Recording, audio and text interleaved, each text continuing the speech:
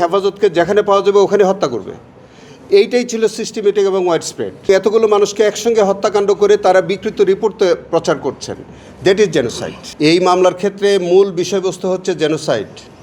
Genocide করবার জন্যে আপনার কোনো ওয়াইড স্প্রেড বা সিস্টেমেটিক লাগবে না।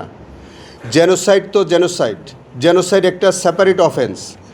আর আপনি যেটা বলছেন ওয়াইড স্প্রেড গভর্নমেন্টের পরিকল্পনাটা সাবসিকুয়েন্ট ইভেন্ট দিয়ে বোঝা যাবে যে এটা সিস্টেমেটিক বা ওয়াইড স্প্রেড ছিল।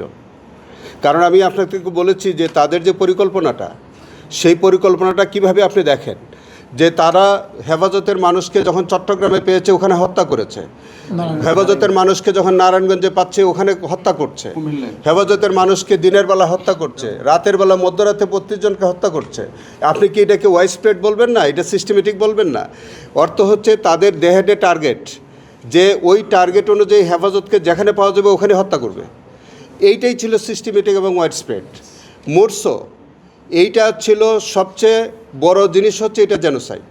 কারণ একত্রে এতগুলো মানুষকে আপনি নির্বিচারে সিভিলিয়ান পপুলেশনের উপরে আপনি অ্যাটাক করতেছেন, লেথাল উইপন ইউজ করতেছেন, সাউন্ড গ্রেনেড ব্যবহার করতেছেন, যারা প্রত্যেকে নিরীহ আলেমুলা মানুষ।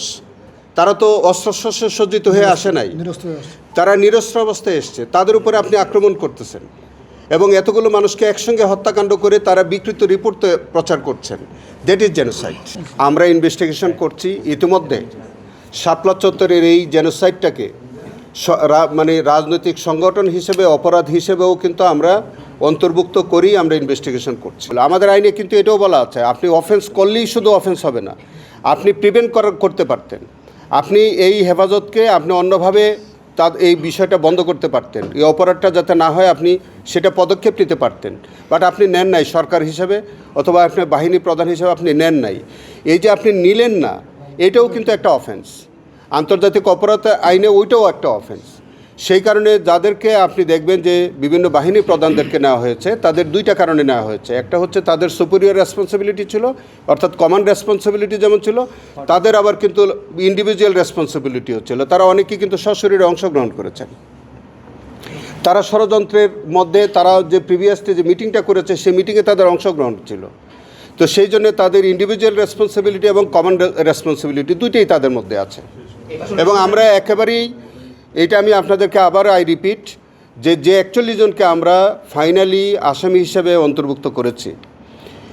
আমরা ইচ্ছা হলে আরও হয়তো অনেককে আনা যেত, কিন্তু আমরা যে 41 জনকে এনেছি তাদের